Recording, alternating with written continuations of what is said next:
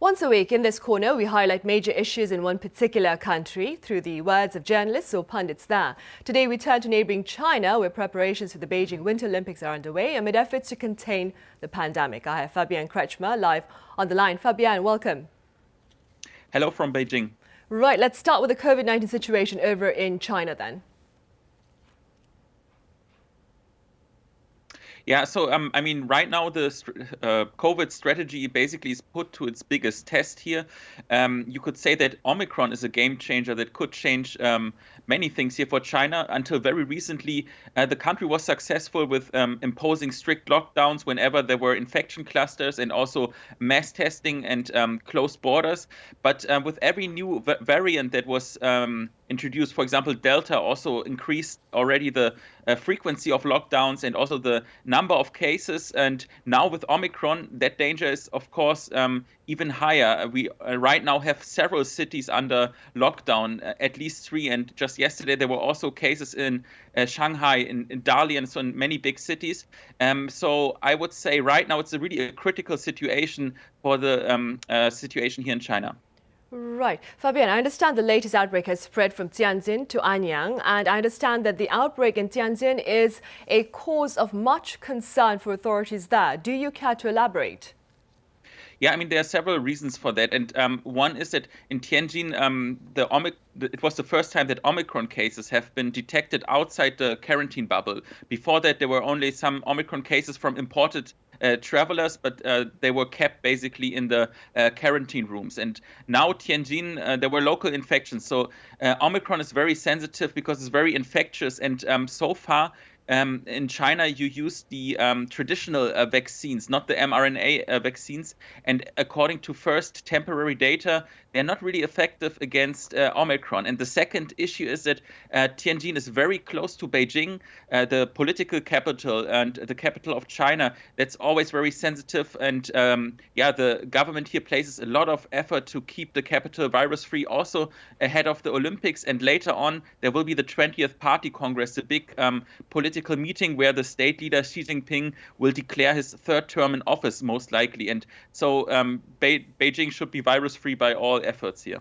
Right. Now, Fabian, as you mentioned, in response to resurgence in COVID-19 cases, entire cities have been shut down within hours to curb the spread. What more can you tell us about the measures in place to contain the latest situation in China? Yeah, the zero COVID strategy here is really a deal in the society where a minority really takes a lot of or makes a lot of sacrifices for the well-being of the majority.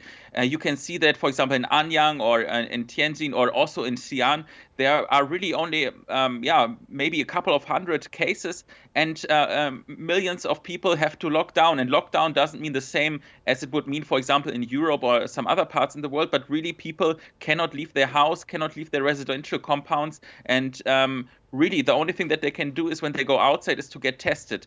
It's really a big sacrifice of the people, and has also caused a lot of concern because there were reports on social media that food deliveries that is organized by the government are not arriving on time.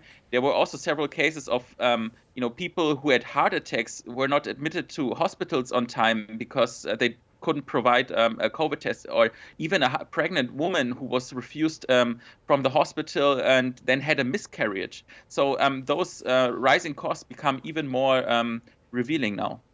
Right. And Fabian, how are authorities responding to such unfortunate situations in light of their containment efforts? They take measures, and for example, the officials from the hospital that didn't allow the pregnant woman, they were punished. But what actually is really obvious to me is that it's a systemic result of those strict measures. It's not individual cases only.